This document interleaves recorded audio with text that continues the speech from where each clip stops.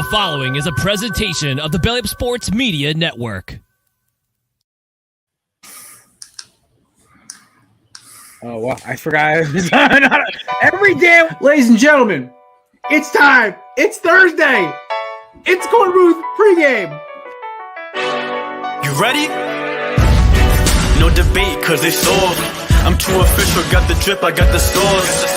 Bring the proof when it's time to tell the truth. I'll be at the corner booth, find me in the corner booth, yeah. Still standing and defiant. Slay the competition, cause I'm walking like a giant. Bring the proof when it's time to tell the truth. I'll be at the corner booth, find me in the corner booth, corner booth.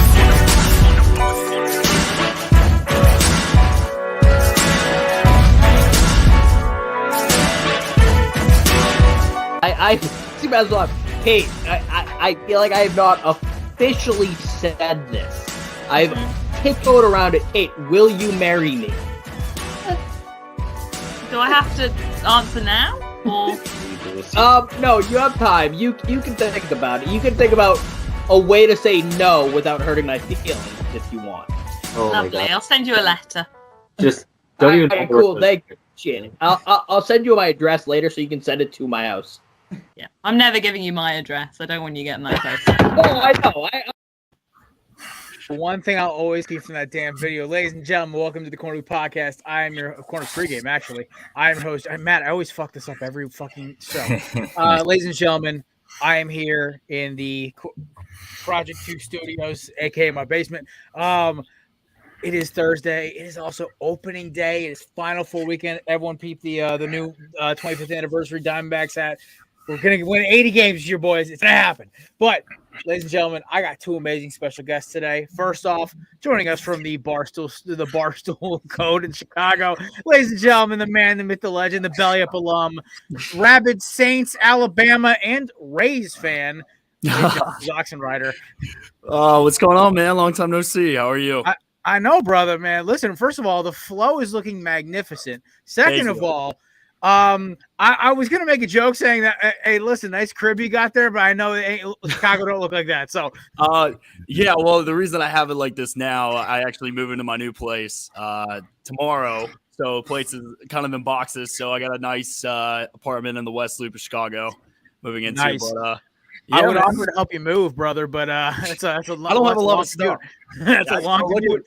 Luckily, I don't have a lot of stuff, so it's like a one trip and then I'm done. But yeah, I had some time before I'm getting actually ready to go work an event tonight at the Barstool Bar in Chicago with the Spit and Chicklets guys. So nice. Yeah, so it'll be fun. So but yeah, thanks for having me, man. It's been a while. Yeah, man, it's great having you back on, brother. Tell my boy Perkins what up. I miss him. Absolutely. I hope he's still not mad at me for cussing him out.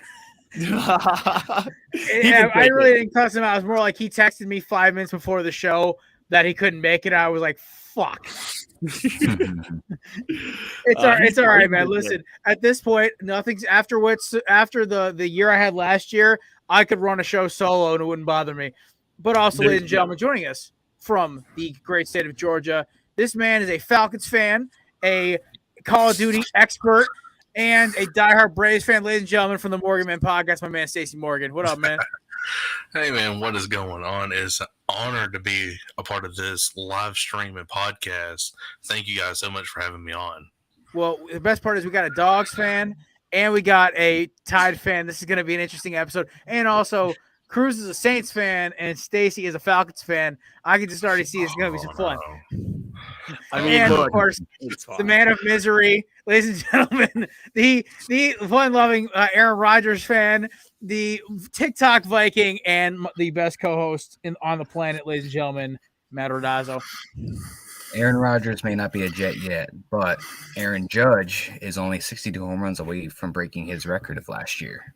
I mean, the record that's still only second to Barry Bonds? Ooh. Listen, first in the American League. That's all I want to know. At least you're realistic about it. Because if I have to hear one more fucking guy tell me it doesn't count, he had roids, I'm like, you realize like 80% of the players in the MLB were on roids at some point or another. I mean, everybody has their own opinion. I think the steroid era could have saved baseball. I think it kind of did. Yeah, so I believe I count it. Cheers, fellas. Cool. Fortunately, no alcohol for me at the moment. My You got to work at a bar. So, I mean, yeah. So Oh yeah, that makes two of us. I'll be going in tonight at 11. So Yeah, water for me. yeah, I'm the only. I'm hitting it because you know what? I'm gonna have to wait until 10 o'clock for first pitch tonight. Take on those fucking Jesus. scumbags from Chavez Ravine. My hatred of the LA Dodgers is well documented on this show. But gentlemen, first of all, happy opening day. But we'll talk baseball in a little bit. This weekend's huge because we have one of the most interesting Final Fours I have witnessed in my adult life. So, I'll switch hats for this one. Hold on. Here we go. But that's better. But listen, Cruz, I want to get you on last week because, you're tied, man. I know it's still hurtful. I rooted for him. Like, literally, I did. I wanted to see y'all win. One, because fuck these small school teams. They fuck my bracket. yeah. And two, FAU can kiss my ass. I'm still bitter about that football loss about 5 years ago. Oh my God. Look, man, it wasn't ideal. I was actually supposed to fly out to Houston today, actually, so I had to get. Luckily, my flight was refundable. So I should be in Houston, Texas, right now instead of Chicago. That's my future home.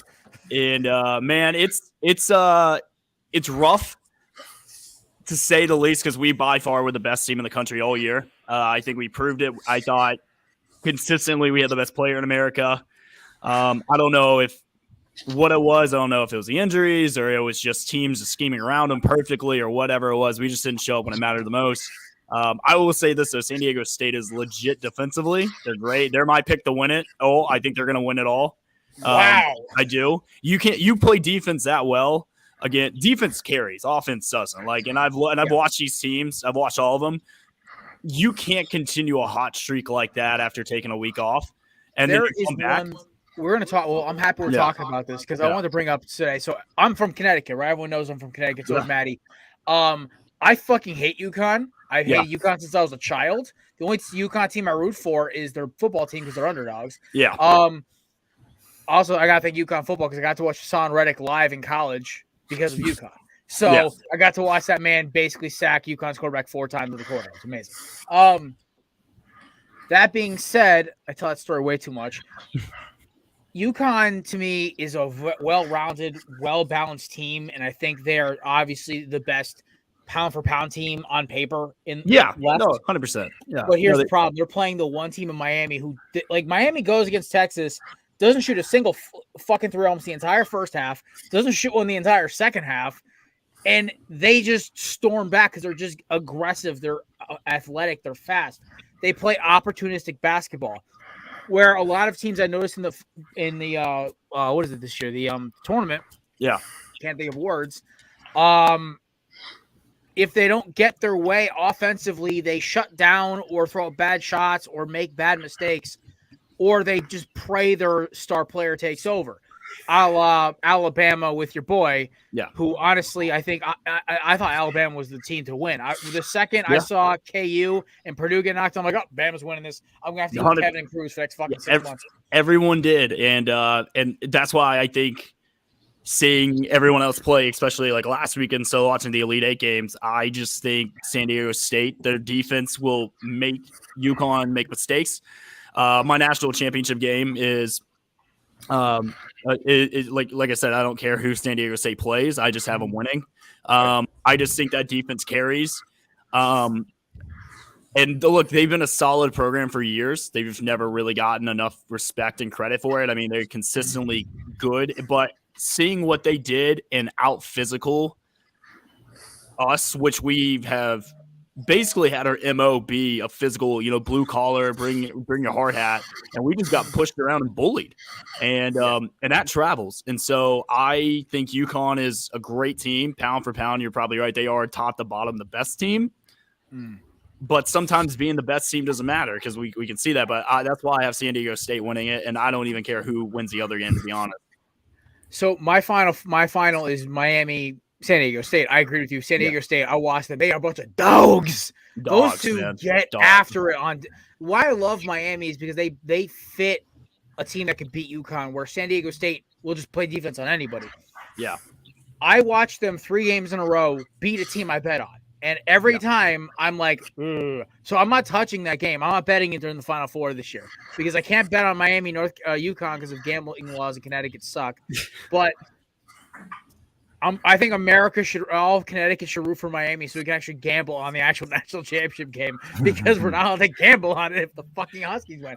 Also, so hold on, one last point, and this is a superstitious thing if you are superstitious. Rico Bosco has picked UConn to win the national championship. Every team he has rooted for during this March Madness tournament have lost. Bama, Kansas State, Rico! Texas, and then UConn is the new one. So I'm just letting you know it's the kiss of I death. thought Rico got booted. Like, how does he have like a revolving door pass with Dave at this point? That's above my pay grade, big guy. I just do what I'm told.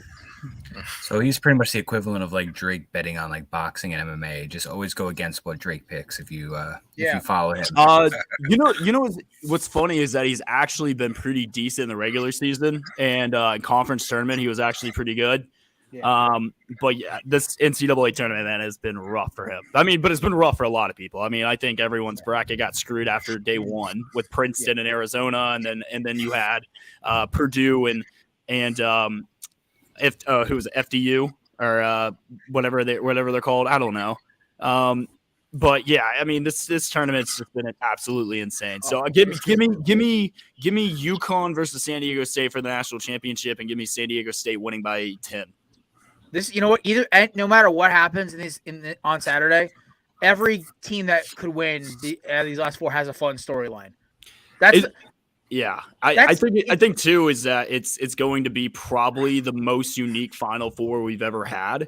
But and I think and I've kept hearing these things about like ratings are going to be bad, ratings are going to be low. No. You can have like straight up like. This is kind of like a randomizer where you just pick four teams. It doesn't matter. People are going to watch it. It's the Final Four. This is like if you go into Madden and you and your boy are hammered and you start hitting the trigger and it lands on random teams. Or no, it's more like randoms if you play NCAA football at this point. Yes, some of these teams are out of here. But let us know in the comments, and we'll put the best ones up. Who you guys think is winning on Saturday? Stacy, Saturday games? UConn, Miami, or San Diego State? Florida Atlantic. I know you're not the biggest basketball guy, but I'm not giving you an outer out here. It's everyone's watching. It's kind of like one of those like national things.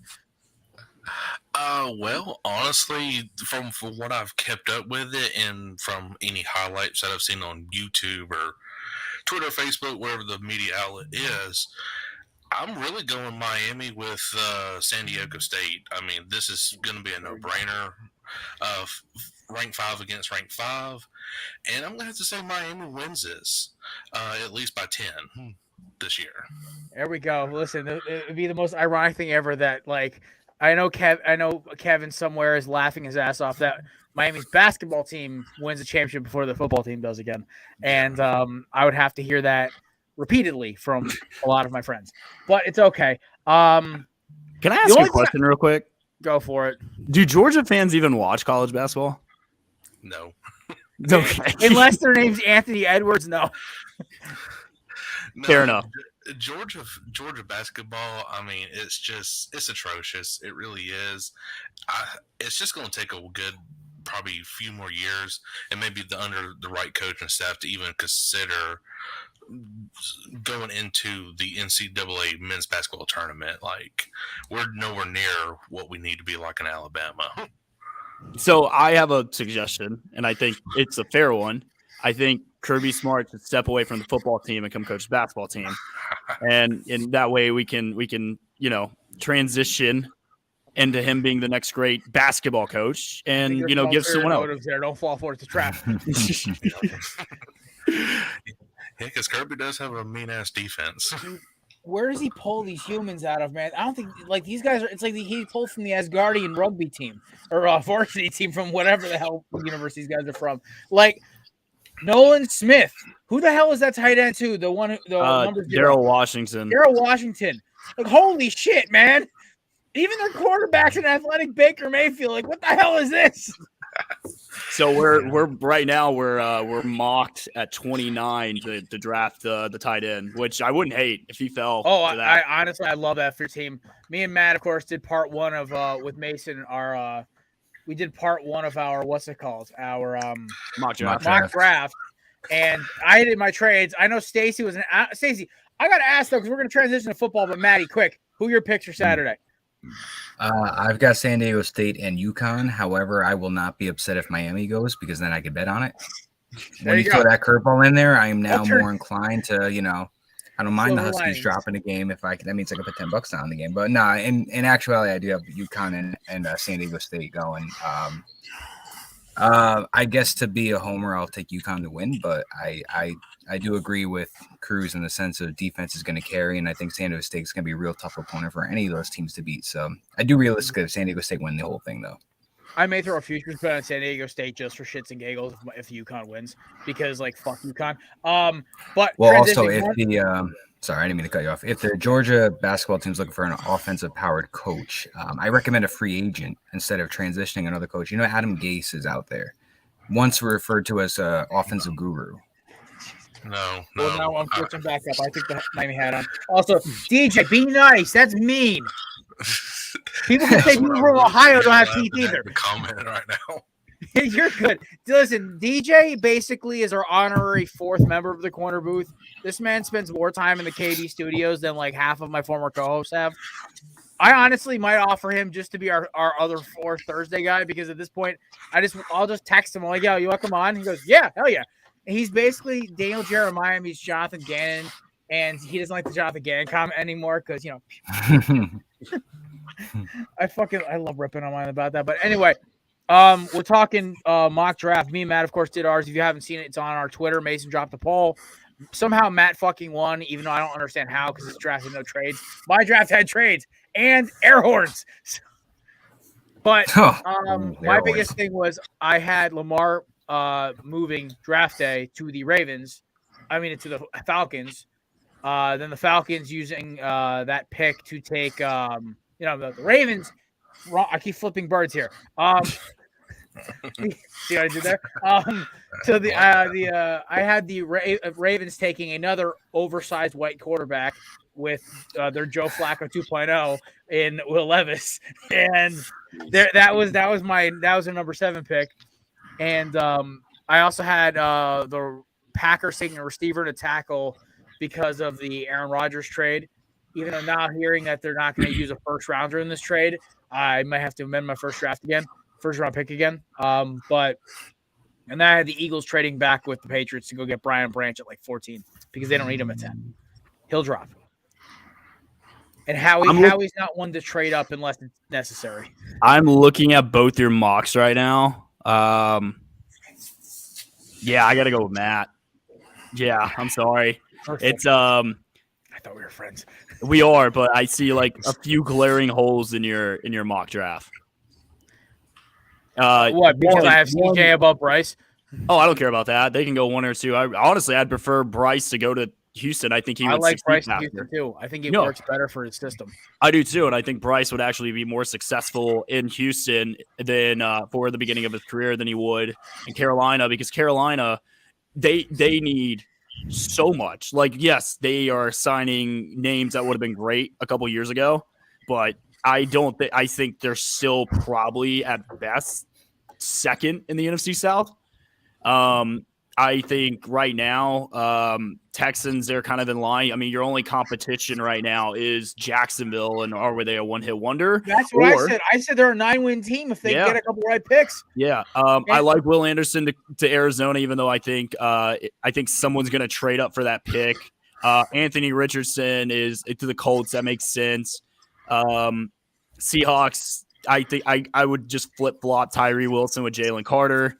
I like the Devin Witherspoon to Illinois to the Raiders. The Falcons, they're not going to trade for Lamar. Their owners already come out and basically blatantly said, "Oh yeah, I don't want to pay a scrambling quarterback that much money again, like he tried to do with Michael Vick, because he doesn't want to have to deal with that. I think he's sour taste in his mouth." And then I don't think the Jets and the Packers will make a trade before the deadline or before draft night. But I do like Zay Flowers actually to that. I do like that. And then Brian Branch to the Eagles would be a slam dunk hit. and then Joey Porter to Washington is an A+ pick as well. I had my thinking was with the Washington pick was I had if you look, he gets traded. Detroit trades up for the pick and then goes and gets Joey Porter because Detroit needs the second corner. They just lost one to the Giants, and also the Washington would panic because the top 3 tackles were off the board, and they'd trade back to get the kid out of Oklahoma in the 20s, and they'd let the Lions trade up and go get Joey Porter Jr. You guys are missing a huge one though. Who's gonna sneak into the top 15? Kalijah Cansey out of Pitt is going to be a top 15 pick. He's the best defensive tackle besides Jalen Carter in this draft. I wanted to do it, but the thing someone's gonna snipe him. It's the Pitt angle. Everyone it's weird. Nobody ACC big D tackles. It's the weirdest thing on the planet. I never. No one liked Aaron Donald either, and look what happened. It doesn't matter. Everyone's going to find a way to not look at him. He's going to get drafted in the 20s, and then he's going to be an all-pro. If he falls to 29, or it's a slam dunk, he's going to New Orleans. They love him. Or Brian Brees or Brazier out of Clemson. I think he's going to fall just to injuries. Darrell Washington, he's going to go in the first round. Gibbs, I could see him going in the end of the first. I could see the Eagles taking him at their last pick. I could. I love Jahmyr Gibbs, man, because that boy is he's Alvin Kamara with a fourth gear. He's faster. Oh my god. He doesn't have the balance of him, but he's faster. I love Bijan, but I don't think Bijan will be there for Philly. I think that somebody like Tampa is going to draft him. I can see Buffalo. I can see Buffalo too. Mm-hmm. Honestly, I think Jahmyr Gibbs to the Eagles is the thing everyone should stop sleeping on because Rashad Penny and Gainwell is a scary 3-back combo while they're trying to get Gibbs associated. Honestly, Penny could miss half the season. Oh, look, they still have Boston Scott sitting there as a kick returner specialist. They have a decent running game. Miles Sanders proved, if you get behind that O-line, you can rip off 1,000 yards if you get a good blocking. Yeah. And then the last thing I would say is Jordan Addison will go before Zay Flowers. If Jordan Addison falls in the 20s, someone's going to get a steal. I honestly the only thing is because I watched the tape on the two of them, and Zay Flowers bailed out Dracovic so much. It was almost I think that's why I gave him the up over, because I think I had in my draft, I had Addison going right at 17 or 18. Mm-hmm. Why I had Flowers higher is because Flowers bailed out Dracovic so much at BC. Yeah. I figure with the Jordan Love angle about him being a little inaccurate, the ability for him to adjust on the ball like he did all the time. If you watch his tape crews, every third play, he's either cutting back, leaping, changing direction at the last minute, jerking his body sideways to make a ridiculous catch, because Dracovic has the accuracy of a drunk cowboy. So I mean, he's Brandon Cooks. Yeah. That's his comp. If you watch top end speed is fast, but But if you look at the frame, the athletic ability, and then the usage in the slot, they are literally the same player they were in college at Oregon State. He's calling you out. I mean, they're fine. I'm just saying, but I saw Addison win the Blitnikoff Award at Pitt and then go to USC and tear it up there. If he doesn't get hurt. If he doesn't get hurt in that Utah game, he probably wins it over Jalen Hyatt, which again, Jalen Hyatt's another guy who might sneak into the first round too, even though I think Cedric Tillman. You know who my bro? I think Cedric Tillman's better. I don't get Jalen. You know what Jalen Hyatt reminds me of? Jeremy Maclin. That's who he reminds me of. Just like 6-foot receiver, little lanky, runs good routes, and can just blow past you if you're not careful. That's not a bad comp. Jeremy Maclin, though, in college, was unreal. But then again, so was Hyatt when he got the ball in his hands. He had the game of his life against Alabama, and that's exactly what happens. He had 5 touchdowns because God forbid Pete Golding wouldn't adjust, and he went off for 5 touchdowns. Huh? Tails hold his time. Pete Golding exactly. He's the Jonathan Gann of the NCAA. I mean, it's insane, but he is gone. But Hyatt, don't get me wrong, I think he's good. Cedric Tillman coming into the year was a clear number 1, and he got hurt. I think Cedric Tillman's a better overall receiver. I think someone's going to reach for Jalen Hyatt when you could probably get him in the middle of the second or third round guy. Same with Hendon Hooker. If Hendon Hooker goes in the first round, you're dumb. I'm sorry. I have him going second or third round. I have him middle of second. He's a middle of a second guy. He's 25 years old. He's had 2 ACL surgeries. He's look, he just went into the right system with Josh Uppel, and then he had weapons all around him. And like I said, he had one good year. Like I have the Bucks taking him in the second round. That's fine. I would love for him to be in the NFC South. You have him sit behind Baker for a year. If it works out, great. If not, oh yeah, you burnt a second rounder on a backup. You did that with Kyle Trask anyway. Oh, I'm sorry, Trask. My hatred of Florida shows through sometimes. But I will say this. I mean, honestly, I don't hate any of that criticism, honestly. And Cruz, this is why hopefully when we do our mock draft show the week before the Monday of draft, hopefully we can have you on to take our final mocks. 100%. And right now, I did my first one probably a week ago, and I had. Hold on, let me pull it up. I didn't have the Saints making any trades. I kind of wanted to because I've heard they had a really good meeting with JSN out of Ohio State, and you know that the Saints love Ohio State players. Mm-hmm. I just don't see us pulling the trigger. I have us taking Kalijah Cansey at 29. He falls. We draft him second round. Before we signed Jamal Williams, I had us taking Gibbs if he was going to be there because we have the 8th pick in the second round. I now have us taking Eli Ricks out of Alabama at corner. He fits our scheme. He doesn't have to come in and be a CB1. We already have Alontae Taylor, who balled out last year. Good rookie year. We still have Lattimore. We still have Lattimore. We have Paulson Adebo. And then the third round, I had us taking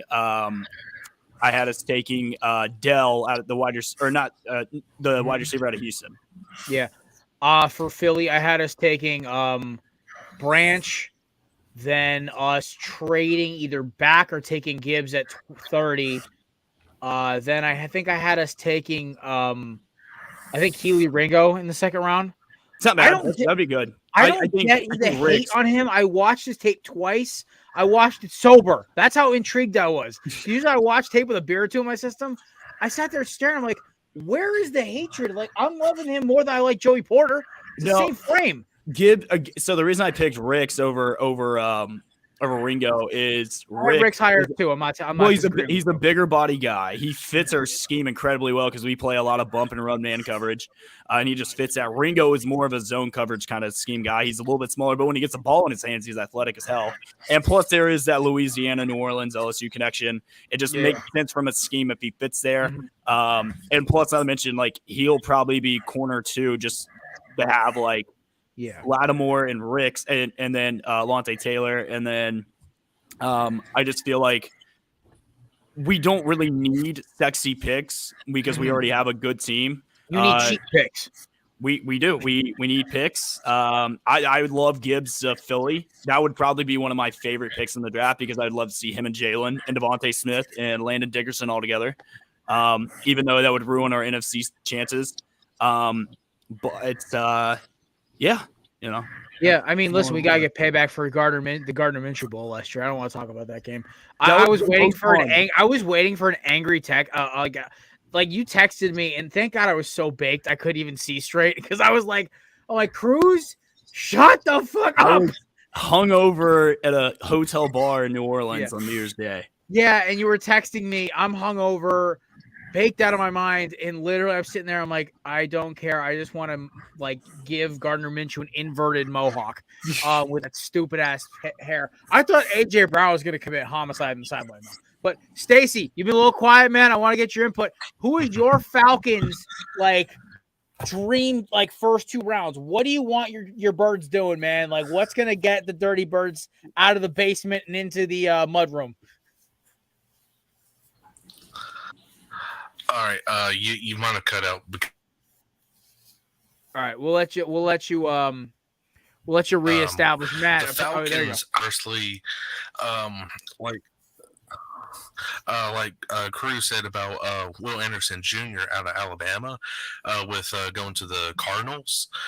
I think different. I think that the Falcons could possibly trade up with the Cardinals to pick Will Anderson because we definitely need edge help in this year's draft. And selecting a big star like that definitely will solidify the Falcons as, I'm not going to say like an elite defense, but at least a top 10 to compete in the playoffs this year.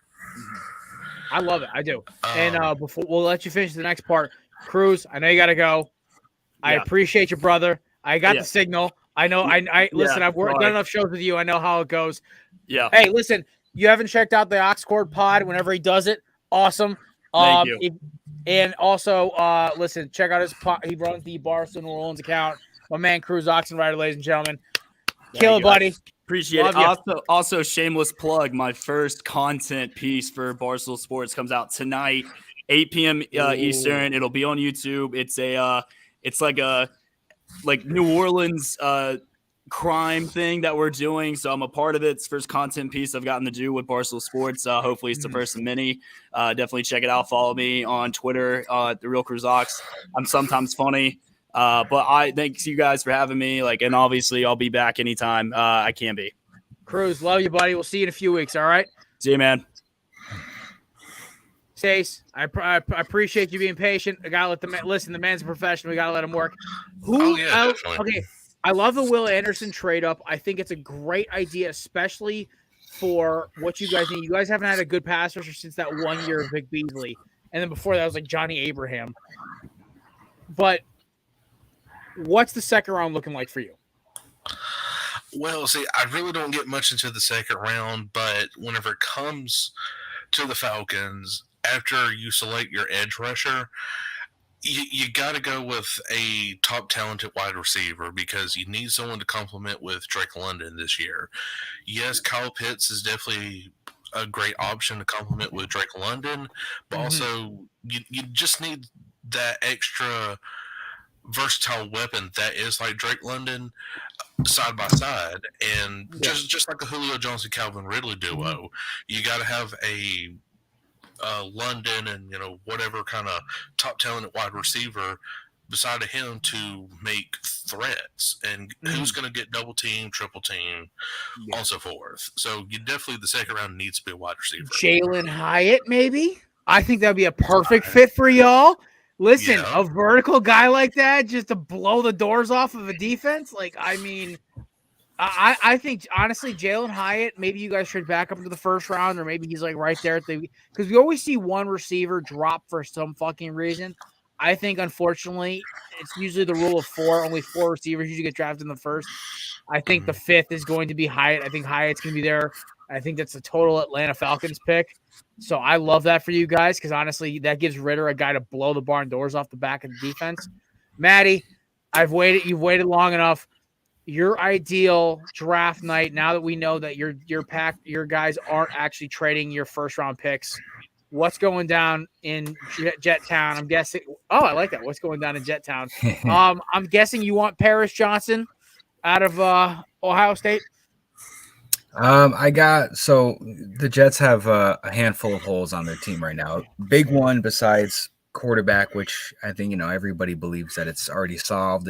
We're just waiting for the news. I'm a realist, so until it happens, I'm operating as if Zach Wilson's QB1. Hopefully Rodgers comes. I do agree with Cruz though. I think it can happen after draft night. There's a big cap hit on Green Bay's end if he's traded before June.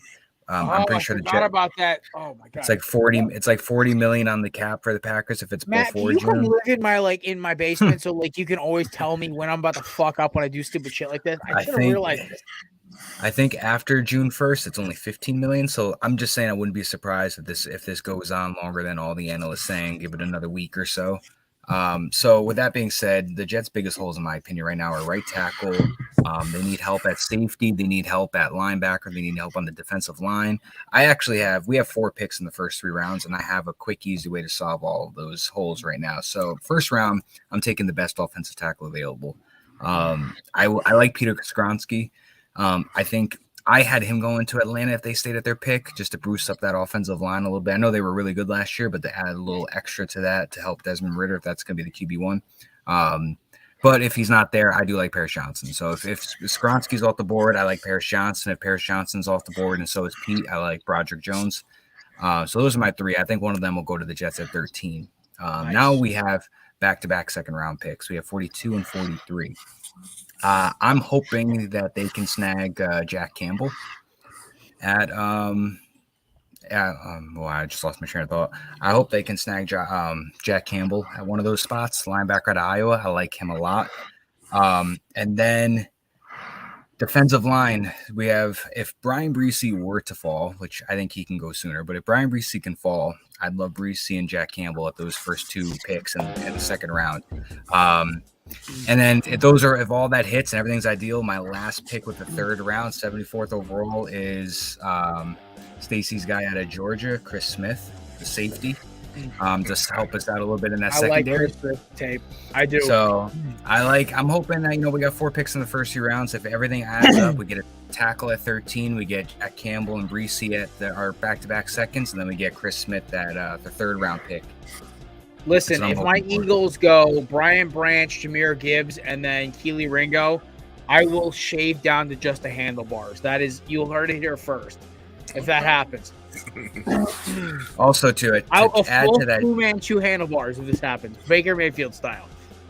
To add to that Jalen Hyatt thing, to paint a quick picture. Now, imagine you have Bryce Young goes to Texas at number 2. Imagine they get Quentin Johnson with their first round. Big Q.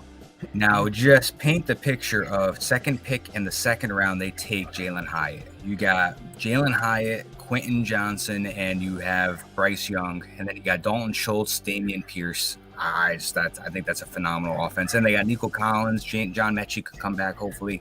I think that's just a quick boost of that offense if they were to take those 2 guys. That's just a fun scenario that I'm thinking of.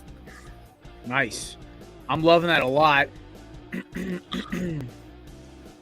I'm trying to get the freaking sorry, I was trying to I realized we have a new advertisement because we have a new sponsor, by the way. It was in our tweet if you saw our tweet. I went to try to upload it and it didn't upload, even though it said it uploaded, because StreamYard just loves making me upset.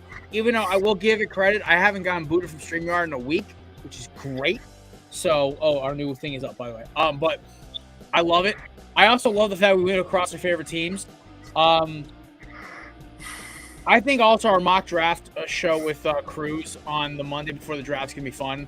Also, I can't wait to get Stacy on when we're talking. Any of you guys get the show yet? MLB The Show? Funny story about that. So I bought it, and then I'm like, so in my current situation, my fiance and I, we have one TV right now. We haven't been able to get a second one yet, so we're operating on one TV. So when she's not here, I run to that thing to play my game for the hour or 20 minutes that I have. So my dumbass bought it, all excited. She's going to the gym. I'm like, I'm gonna go play it. I'm gonna see how this is. I forget that the game does not automatically install when you buy it. Yeah. So, and I don't have fast internet. So by the time that thing hit 95%, because if you want to play early, it's only tutorial. She's walking through the door, and I'm like, well, you know what? There we go. So maybe tomorrow. Well, hey, let's make you feel better. On Tuesday night, I got home. I was watching Craft Brew Sports. Shout out to Mike and the boys. They're going to be all hopefully on the next couple weeks, but I go to download it. By the way, I love the intro of Jazz Chisholm. That's funny. By the way, he's on with Jordan Brand, by the way. I love that for him. Oh, yeah, he did. By the way, the D-backs drafted him. I fucking hate that we traded him. Again, another shitty draft. We got Zach Galen for him, but it's like, come on, man.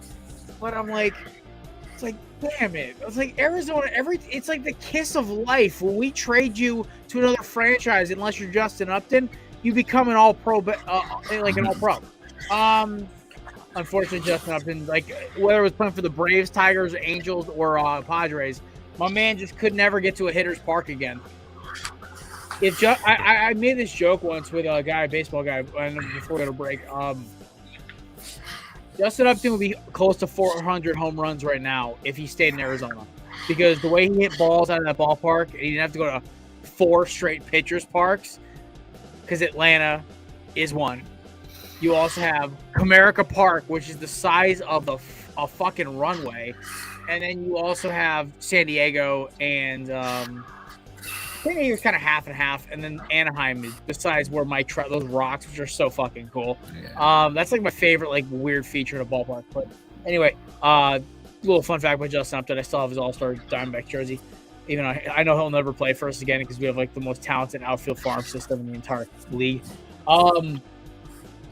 The show, by the way, I played last night. I jacked up I'm trying to get better at it and trying to be more competitive, because I had the one with Tatis, and I got my ass kicked because basically I had it on entry mode because I hadn't played the show or 2K since like 2012. So I was playing on easy and I was smoking the CPU every time. So I went and tried to play my cousins in fucking regular veteran. I got fucking killed. I could strike at anybody because I think like a pitcher when I play because I pitched, but couldn't hit for shit. So I tried hitting last night. I sat there with the Diamondbacks lineup against Zach Wheeler because it was just randomly the Phillies, and I literally just I couldn't time. I had maybe 5 home runs. I struck out probably 15,000 times. But you know what? It was fun. It was like me trying to learn how to use like the throwing knife in Call of Duty back in the day. It was like fucking brutal.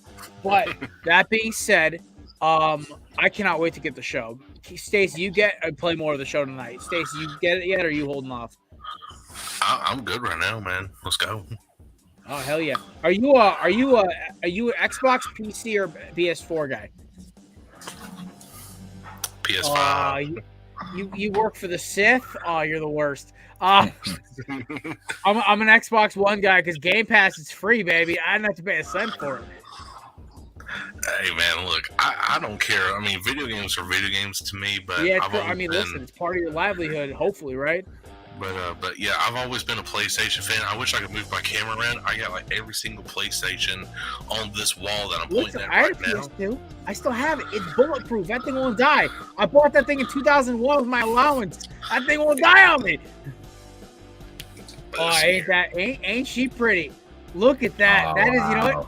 I gotta give some respect. That is a beautiful little shelf right there, man. All right, ladies and gentlemen. We talked a little show. I will give an honest review of it when we get back from the break. But first of all, we have a couple sponsors we can love. Let's hit that first one, shall we?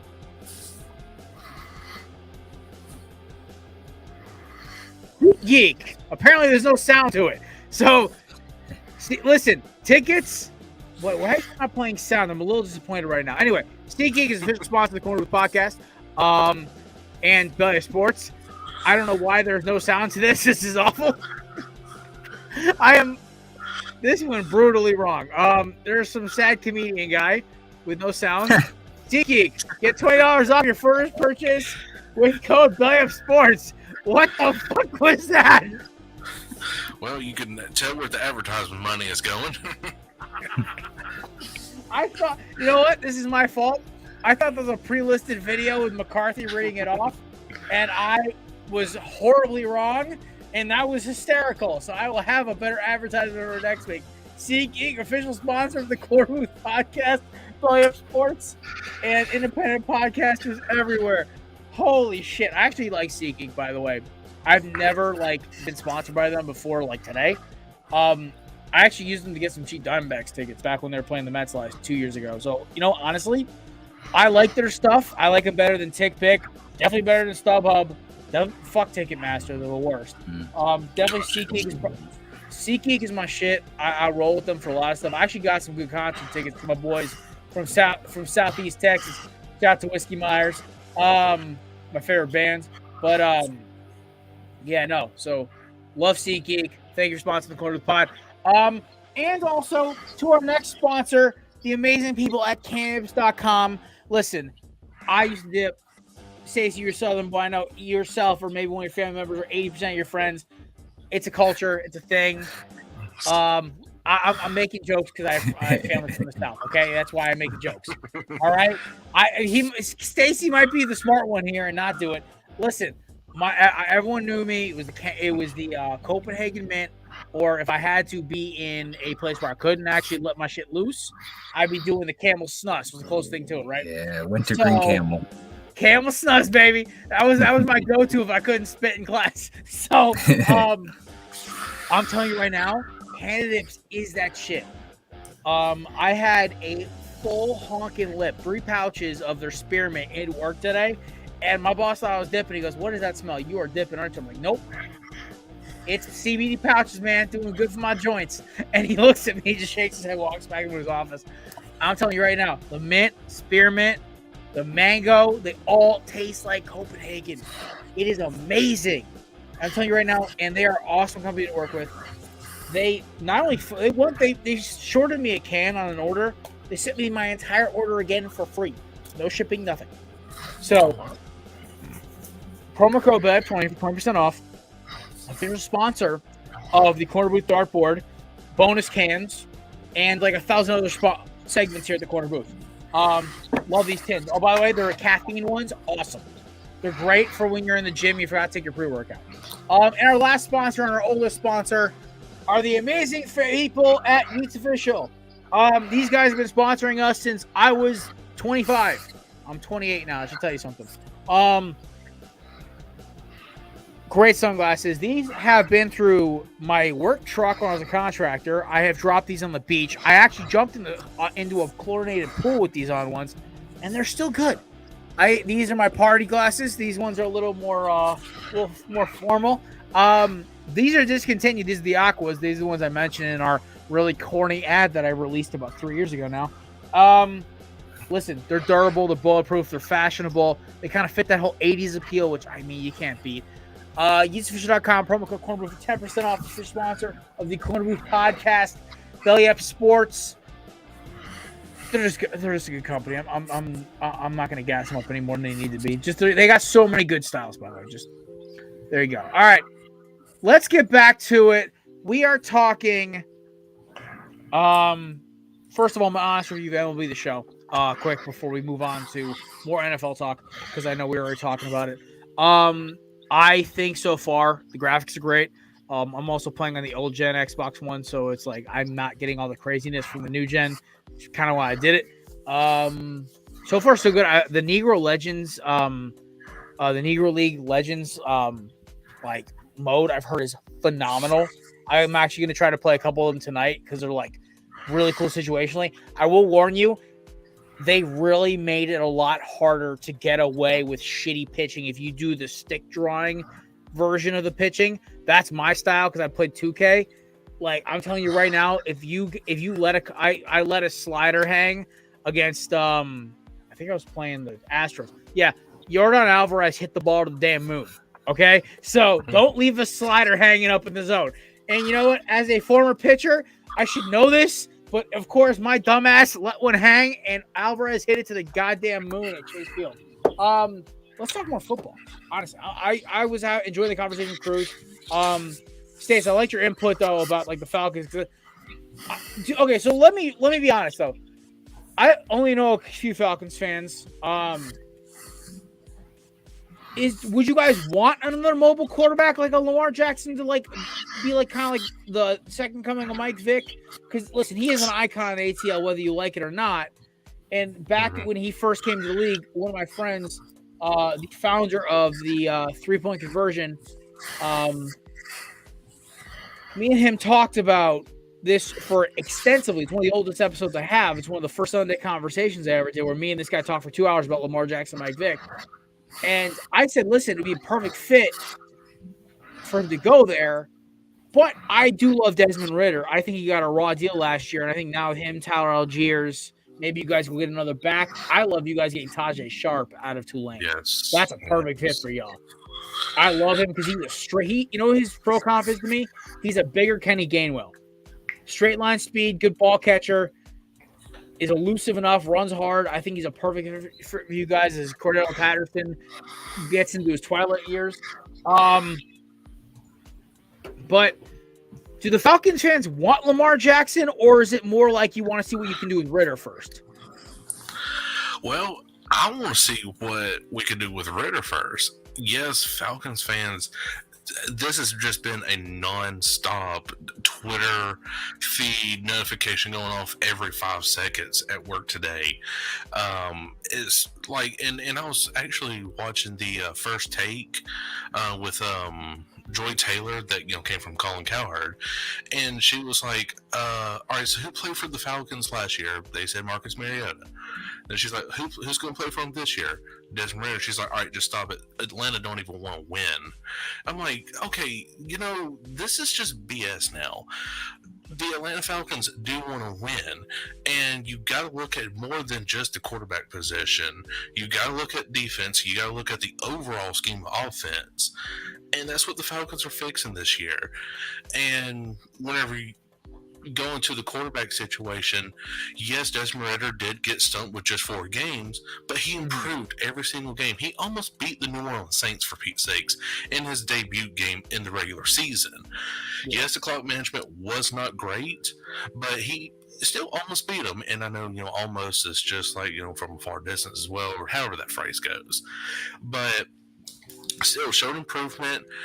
Hell, Tom Brady's last regular season game, Desmond Ridder won. So already I'm considering Desmond Ridder the GOAT because he put the GOAT in retirement. Mm-hmm. But yeah, so it's strange. You cannot please Falcons fans. I've already learned this when I first started podcasting, but Lamar Jackson is a great talent. He really is, but he's asking for way too much money. We just got out of cap space hell with the Matt Ryan and Julio Jones contracts, and now here we are. We're signing big time free agent players like Calais Campbell, Eddie Goldman, all of them, and this defense looks atrocious going into the 23-24 season. Mm-hmm. And Desmond Ridder's got some help on offense. So now it's just going to come down to the coaching staff of how they're going to really manipulate the players and how they're going to put them in certain positions to succeed. So again, Desmond Ridder, I think it should be the guys going forward. And if you don't have them winning games, then that's where you bring in Taylor Heineke, our backup. And maybe he could get you out of a sticky situation. I hope the best for Desmond Ridder for us to go to the playoffs. But, you picked Ridder for a reason, and there's no reason not to stick with him. You know what? I love hearing that. I'm a big Desmond Ridder guy. I always have been. I love that he's a winner. He does everything right. I think he got a bad deal. They had to kind of have a restrictive offense last year. But now you go towards listen, you get Jalen Hyatt, like I talked about. You have a full year of Drake London. You have a full year of Kyle Pitts. Hopefully he plays healthy. Hopefully you guys get a running back as well to help pair with Algier and Cordero. It's not a bad offense. It's not. Hopefully you guys go get an edge rusher as well. I'm not going to lie. I think the Falcons are in a weird position where they could be the second best team or the fourth or third best team. I don't think anybody's going to be worse than Tampa. I think Tampa's fucked. I think Tampa's going to sit there and look at themselves and man, Tom screwed us. Yeah, big time. I mean, gosh, Tom Brady was the only reason they won the Super Bowl 2 years ago, and that pass rush, Yeah, well, yeah, and then the Saints, they're gonna saint it up all the time, and the Panthers. The Panthers, I think you said it earlier in the show, at the top of the show, I believe, that they're going to be the second best team in the NFC South. So it was Cruz, but yeah, no, you're on point. I think the thing is with the South, right? So when honestly got record predictions, we're way too early before you go talk some baseball, but I think the winner of the division is going to be the. I guess New Orleans, if they're at 8-9, 9-8. Atlanta 8-9, 7-10. Carolina 7-10. Tampa's 4-12 or 4-15 or 1-16. It's gonna come down to the last couple of games, and it could be an Atlanta division to win, or Carolina division to win if they get a couple good bounces. Honestly, it could be a 3-way tie. If I'm a Panthers or I'm a Falcons or I'm a Saints fan, the vacuum that was left by Tom Brady, it's the easiest one to get to. Matt, what do you think of the NFC South? Is it as big a vacuum as I'm saying, or you think it's kind of a clear cut who's winning this thing? No, I think I really think this division's honestly going to come down between Atlanta and New Orleans. I think the Buccaneers they had their moment a couple years ago. They won the Super Bowl. Now it's kind of just you see Brady leave. You see Gronk leave, obviously, Leonard Fournette's gone. They lost some key players on that defense. Jordan White went over to New York. And then you see Bruce Arians, step away and just go to a higher up position. You bring in Todd Bowles, who didn't have a great head coaching run with the Jets in his 4 years there. I personally think he's a much better coordinator than a head coach. But they're going into the season with Baker Mayfield and Kyle Trask. I don't know. Baker Mayfield didn't look good last year. Obviously, it's to see if he's going to learn that offense. So I think Tampa is screwed, like you guys are saying. Like, I think they have a ceiling of maybe 6-7 wins or so. Go from there. But the Falcons, if they realistically, like, let's say they just rolled with Algier, who looked very good last year at the end of last year. Like, he looked very good the second half of the season. 63 yards on a cloud of dust runner, which honestly isn't the worst thing to have on an offense because he falls forward and gets 2-3 yards. Yeah. So, I mean, you got Algier and you got Cordell Patterson, who's a sneaky gadget kind of guy. Desmond Ridder, I think any quarterback in last year's draft class was, besides maybe, Kenny Pickett showed he could play. I still think he's timeless tell if he's going to be good or not. But every quarterback in that class last year, I think, needed a city year. So I think Desmond Ridder came in, probably should have stayed that year out, but obviously has to come in. And I think this is going to be a year that I think he'll be ready. I think every quarterback last year, like I said, just needed to take that year off. And you got Drake London, give him a receiver. Drake London, a rookie, Kyle Pitts, Algier, Cordero, Desmond Ridder. I don't think that's a bad offense like you guys are mentioning. I think it's the Saints division right now. I think they're the more talented team in that whole division, but I don't necessarily think the Falcons are going to be too far behind them. I think that division's up for grabs, but I think it's going to come down between those two guys. I like it. My biggest thing about the Falcons is if they can just keep Ridder upright and allow him just to deal and develop.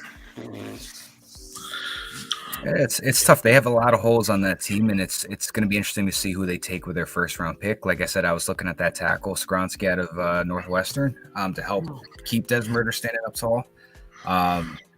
But it's just they can go any route with that pick, and it'll be interesting to see. It's going to be immediate impact player for them. But I do like the Falcons. I'm hoping they can get back on track. I do like Arthur Smith and everything too. I don't know how you feel about him. I like his offense. I don't know about his leadership yet. I also think that man needs to go see the sun. His coach's his NFL coach's picture, man. He looked whiter than his background. I'm like, what the hell, man? I thought I was pale. My Pollock Viking ass needs about like a month and a half in the sun to get like a nice shade of pink. But like, dude, this man looked like albino white. He looks like the guy from what is it? Fucking Da Vinci Code. Where like I'm like, geez, man, look at the sun. I will say this about the Falcons. Like, I like them a lot in that division. Like, as like a sleeper team, like I might actually put some money on them to win the division because like a lot of other teams. Okay, so it's the why not. Okay, so you think of a team, why won't they win the division, right? So let's look at the NFC East quickly, right? Philadelphia, hard schedule. Mm-hmm. That's it. Yep. I got nothing else. They're still a 12-win team, and they have 3 picks in the first 38. Dallas, why won't they be good? GM, quarterback's inconsistent. They only have 1 decent running back, no tight ends yet. Only 1 primary wide receiver. I guess Brandon Cooks kind of, yeah. Okay, Washington. Giants, mid quarterback, no receivers, overrated defensive personnel, but I think they'll be a solid 10-11 win team again. So when you look at the South, Atlanta, unproven quarterback, underrated running back core that can be a little inconsistent. Offensive line needs work. Defense, a lot of dogs. Those boys played a lot of tight games, man, with no edge rush. You give him Will Anderson, you give him my boy out of Texas Tech. I think it's Therese John. Is it Johnson, the guy's last name? I can't remember his name right now. I think so. Yeah. Whatever. They go get him, or they go get Jalen. They go get Jalen Carter to pair with Grady Jarrett. I don't think that's impossible for Carter to slip to the Falcons at their pick. I think he can slip down. Jarrett. Nobody's run up the middle in those two. No. They can go get, and listen, there's other edge rushers on the market right now. They can go get one. Mm-hmm. I guarantee Philadelphia will give him Derek Barnett for pennies on the dollar. That man's a 10-sack-a-year guy if he stays healthy. So, yeah. And listen, some of the best edge rushers in the league don't get drafted in the second, third, fourth round. So I think the Falcons, it's a lot of what ifs, not what nots. We're looking at the Saints. They like, all right, too much payroll, inconsistency at running back. Their offensive line's putrid. Derek Carr's mid. Mike Thomas can't stay healthy. Their best receiver's a slot guy. I can keep going. Carolina, unproven, elite on quarterback if they get so whoever they grab, but no O-line. Miles Sanders, I want to see what he does behind a bad O-line. Their best receiver is a slot guy. Yeah. So it really, like, I think right now the easiest path to the division is the Falcons. So listen, Morgan, you're Stacy, my man, you're kind of sitting there like, who, us? Yeah, I mean, it's everybody picks against the Atlanta Falcons, and that just motivates us even more. Like games like that 49ers game, we fucking blew them out of the fucking water, 30-14, wasn't it? That game was so misleading too, because I started banging the Falcons after that. I was like, "Oh, the Falcons are back," and I'm like, yes, and like I'm like. This is like, and everybody picked the 49ers because they were number one offense, number one defense. And then the Falcons blew them out of the water. And then next week, everybody picked the Falcons. I forget who the game was against. And then we lost. So I say to CBS Sports and all of them, bet against the Falcons because it's just going to motivate us even more to win. There's an old line from the Miami Hurricanes. It's like, don't pick us. And it's like, yeah, don't pick the Falcons. Unless you're me, because I need money out of them. Let's transition to some baseball. It's opening day, folks. Matt, Stacy, your teams both won. Man, Garrett Cole. 6 innings pitches, 95 pitches through 6 innings, 3 hits, 2 walks, 11 strikeouts, no earned runs. Perfect day. It's what's even depressing is that now going forward, like I don't know who the 2 through 5 is because I'm pretty sure Rodon's not going to come back till mid-May. Sevy's on the IL with a strain. Montaz has shoulder surgery in February, so fuck that guy. I don't know why he waited until February to get shoulder surgery. And then Cortez, I don't remember if he's back or not. So Aaron Boone put out he got taken out of the World Baseball Classic because of an injury. I don't know if he's coming back or not, or if he's still on the IL. I think that was a conspiracy because they didn't want him to pitch in it. I'm fine with that because I right now I really need him to be pitching. Oh, by the way, Cardinals upset by the Blue Jays at home, 10-9 the final. Oh wow! I kind of want to catch these highlights now. Astros and White Sox underway. It is a pitcher's duel between Dylan Cease and I believe Freddie Valdez. Kind of knew that was going to happen. If you guys didn't hear, Braves stomped the Nationals 7-2. Yanks blanked the San Francisco Giants, who, by the way, are my team that is going to finish in last place, surprisingly. I think it's them and the Rockies are kind of going to beat each other up a little bit at the bottom, but it's like you have LA, who's going to be the best team by like a mile. Then you're going to have like San Diego, who I think is going to have a lot of who has like the Baltimore Ravens level equivalent of a coaching or a training staff. And then you're going to have Arizona, who's going to be like that young upstart team like Baltimore last year, is going to somehow be in third place. And then you have the Giants, who are just going to kind of struggle. And then you have the Rockies, who honestly don't deserve a baseball team if it wasn't for Denver having the coolest freaking ballpark of all time with the altitude. Speaking of the Orioles, did you hear about the rookie? They just beat the Red Sox. No, did you hear about Adley? Or was it Richardson or whatever his name is? The rookie catcher. Prospect, yeah. He had 6 at bats. His first at bat was a solo home run, or maybe it was just a home run. I don't remember if it was a solo shot or not. Then he had 4 singles and a walk. So he had 6 at bats, reached base 5 times, had I think 5 hits. First catcher to do all of that since I think they said it was 1900. So that kid's career is off to a very good start right now. Anthony Volpe got his first major league hit. Aaron Judge hit the first home run of the year. Yeah, Aaron Judge hit the first home run of the year. Justin Verlander's on the IL. Rangers somehow beat the Phillies. DeGrom got shelled. Yeah. 6 extra 5 bases. runs. Max Fried, he's headed to IL as well in the opening debut. So this is honestly a huge hit for the Braves to start off the season after a win over the Nationals. Pirates won, guys. Oh yeah, you see, what was it? Andrew McCutcheon's 111-mile-an-hour home run. I saw that on Twitter. That was a fucking laser. It's a laser.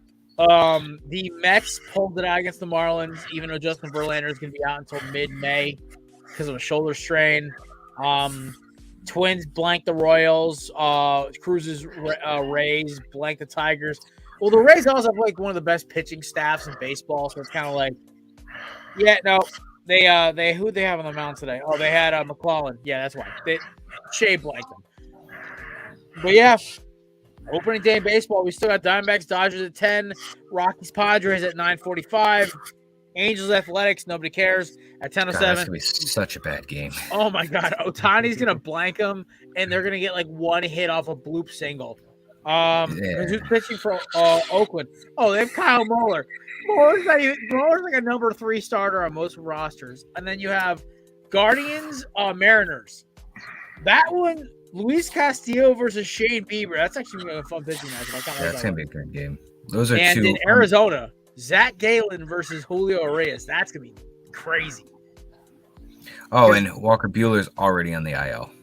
Well, the Dodgers have to lose at least two. The Dodgers have to lose at least 1 to 2 pitchers to the IL every year. They find 2 more in their farm system, and they still win the division by 5 games. That's how it goes. Last year was Dustin May and Buehler. Now it's Buehler and whoever else it's going to be. But I don't even know if it's that man, Walker Buehler, man. He can't stay healthy. The problem is the Diamondbacks have horrible numbers against Julio Reyes.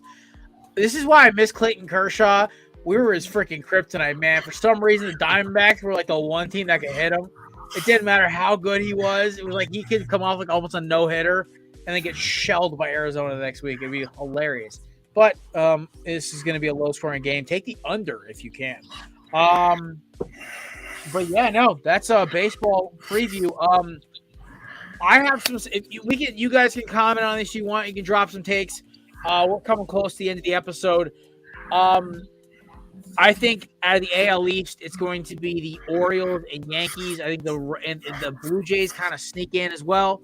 I think the Rays are kind of going to sit there. It's going to be weird. You're going to have a 4-team like sucker punch. The Boston Red Sox are going to finish in last place. This is going to happen. Central, it's Tony La Russa's crew to lose that. I don't like the Twins in the long run. In the AL West, it's the Astros and the Astros and the Astros. Rangers might make a run at the wild card, but highly unlikely. In the NL, I got the Braves winning the East. They're the best roster, top to bottom in Major League Baseball, in my eyes. Ronald Acuna's a dog. So is Ozzy Albies. So is Max Fried. So are all these dudes. I love Atlanta's roster. I really do. Injuries or not, Phillies will be a wild card team. I think they are going to be a nightmare to get out. I think the Marlins are a year away. I have a weird feeling the Mets are going to have a rough season. The Mets might be like a second wild card team or not. Then on the other side of the ball, you have the Central. Come on. Goldschmidt, Arenado. Come on. It's the damn Cardinals. I think the Cubs are going to be decent. I think they're going to struggle a lot. Reds, Brewers, and Pirates are going to be average to ass. And then the West, you got 3 teams that all are going to be solid. You have the Dodgers, who might win the division. You have Padres, who are going to have injury problems, will be hanging around. You have the Diamondbacks, who might be that surprise team that sneaks in and gets smoked in the wild card round because they're all young players. But the NL is weird. There's only about 7 teams who I don't think will make it. The NL is weird. Like the AL, there's I guarantee I can tell you 10 teams that won't make the wild card, or 8. In the NL, there's 5. It's the Rockies, Giants, Pirates, Reds, and Brewers, and then it's the Nationals. That's it. Every other team that I did not name in the NL could make the playoffs, which is wild. Yeah. The NL. Go ahead. Oh no, I was just going on a long rant right now, but I AL East wise, I think it's gonna be the Yankees taking the division, but I don't think it's gonna be like last year where they had that thing won by like beginning of September, late August. I think it's gonna be I think it's gonna be Baltimore and Toronto are gonna be on their tail. I agree with you, Jared. I think it's going to be a Yankee Baltimore. I could see Baltimore and Toronto getting the wild cards and Yankees getting division, or in one of those fashions of scenarios. I think that would happen. I think Tampa is going to happen. You got breaking news? It was Cruz. It was not. It was Cruz. It wasn't the other phenom shortstop. He's the one who hit the laser. It wasn't. It wasn't McCutcheon. No, it was Natali Cruz. Oh man. So I got the Yankees winning that division. I think the Baltimore and Toronto can get those wild card spots. Boston, I think, will finish last, and Tampa, I think, will fight for a spot. But I don't know, to be determined if they're going to get in. Central, I agree. I think it's La Russa's crew to lose, but I do think Cleveland's a big sleeper. I could very well see the Guardians taking that division. And better luck next year at Kansas City. That's, I think that's obviously self-explanatory. They're not going anywhere. You got Chapman getting stitches in his mouth because he tripped to get some pizza in his own home. And then you got the character of Zach Greinke, which I don't understand, which I don't even think Jared understands, and he had him on his team for a little bit. Houston's going to definitely win that division. Oakland and the Angels aren't going to be doing anything. Neither is Texas. Seattle will probably get the wild card in that one too. National League, I think Atlanta wins the division. And I think that, like you said, I agree. I think the Mets are going to have a rough season. Half the pitching staff's already hurt.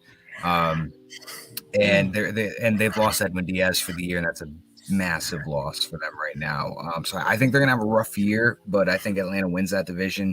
And then I think it's going to be like a Mets-Phillies battle it out for a wild card spot.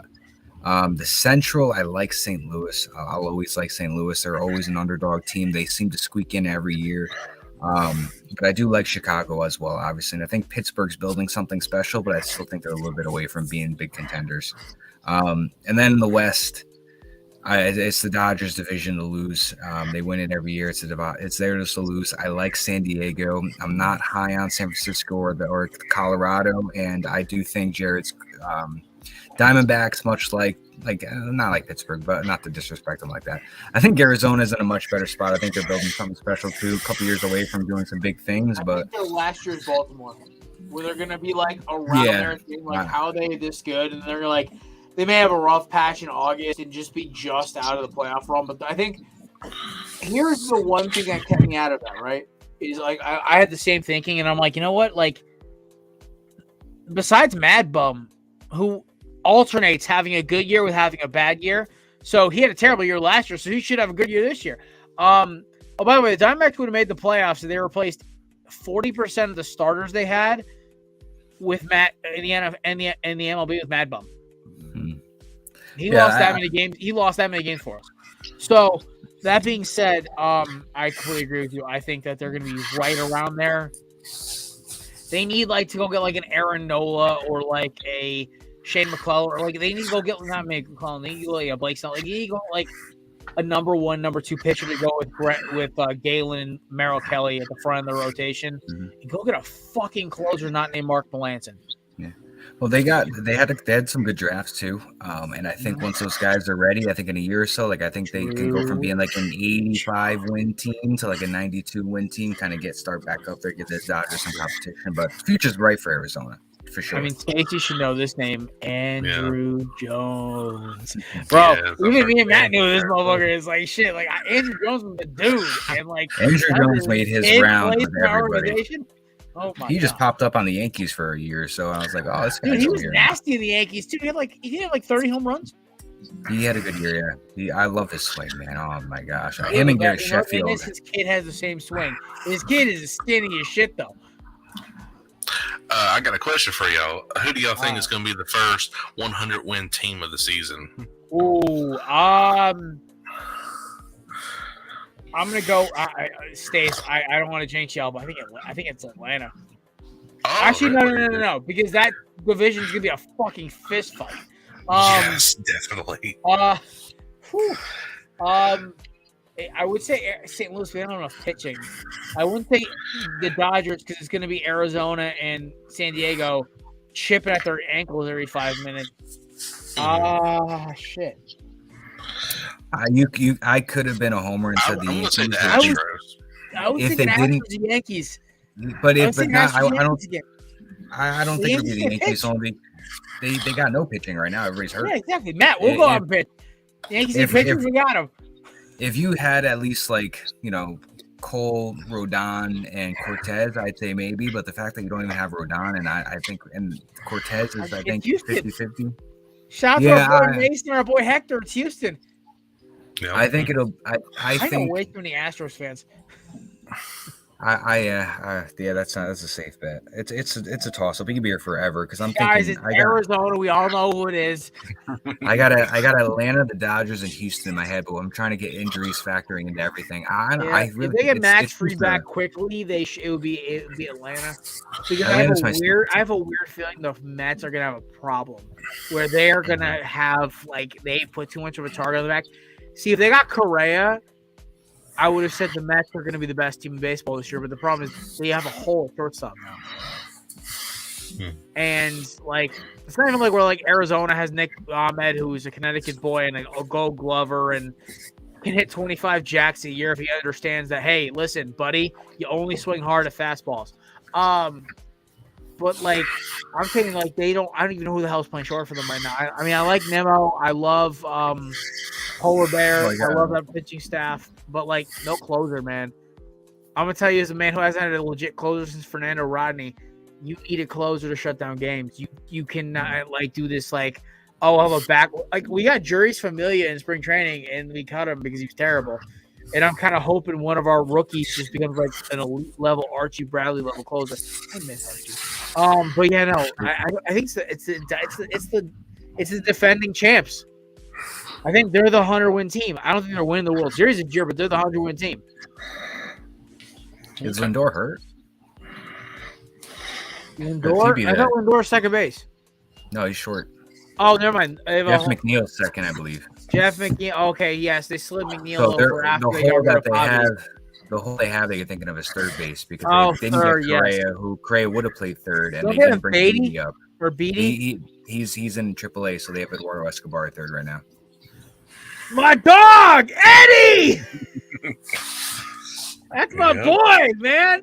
During the worst season in franchise history, Eddie was our lone all-star. That's my boy. I love Eddie Escobar. Also, the hardest guy to strike out in MLB 2K or the show. That man was impossible to strike out. Fun fact: I think it's fun. Former Mets and current San Francisco Giants Wilmer Flores apparently has a brother in the MLB as well, and his name is also Wilmer Flores. I just think that's great. That's like George Foreman naming all his. It's like George Foreman naming all his kids George. All right, well, folks, that comes close. Stacey, you have any predictions before we roll out of here for the prediction? How do you think your Braves are going to do? I'll start with that. Well, I mean, honestly, yeah, the Braves are going to win their division, obviously. Is it going to be World Series caliber? Ask me again midway through the season, and then I'll give you the answer. I love it. The thing is, my favorite thing with your Braves is they just find ways to just lock and load. By the way, Michael Harris is my favorite center fielder to watch right now. Kind of gives me some Jimmy Edmonds, a little Andrew Jones vibes from back in the day. Dude just plays elite defense with a decent bat, and I'm like, ooh. But listen, I'm not gonna lie. My favorite thing about opening day is the Reds found a way to lose on opening day. Yeah. Shout out to my dog Mike Burlon. Oh my God, misery loves company, babe. All right, listen, folks. Stacey, first of all, tell these fine folks where they can find your amazing podcast content. Yes, guys. So definitely the podcast name is Morgan Man Sports. I talk everything from, of course, Atlanta Falcons, Call of Duty League news and discussions. I'm actually dropping an episode tomorrow talking nothing but Call of Duty League Major 4 Week 1 qualifiers with Standy headed to the Las Vegas Legion, Face Clan. I cannot say that right now. Their stock is below $1 per share. So it's going to be an action-packed episode. Cannot wait to drop it. It's going to drop at 6 a.m. Eastern Standard Time. But yeah, guys, if you enjoy that kind of content, make sure you are subscribing. And again, each podcast episode drops on Fridays at 6 a.m. Eastern Standard Time. There you go. All right, and of course, you can find me and Matt's amazing content at Corner Booth Pod on basically everything. Mason will be back on Tuesday. Hopefully, I want to get some. I want to get some different guests. We haven't had a new guest in a while. Also, we got my man Stacy who came on. First of all, Stacy, thank you so much for coming on, my friend. It was a pleasure having you on. Shout out to our boy Cruz Ox from Barstool Chicago and Barstool New Orleans for coming on as well. Folks, enjoy the rest of opening day. Enjoy Final Four weekend. We will see you guys on Monday for the national championship game. Half reaction preview. It kind of sucks. Matt, do you want to do our show on Tuesday next week? Yeah, we could do that. We'll text Mason and ask him what he thinks. But honestly, I kind of want to do the reaction because honestly, doing the show right before the show is kind of bullshit. But yeah, no. So we'll probably Monday, Tuesday, whatever. We'll do the reaction show to it. But folks, enjoy your weekend. Go Snakes. Beat the Doyas. Yeah, enjoy your night, folks. Cheers. Peace.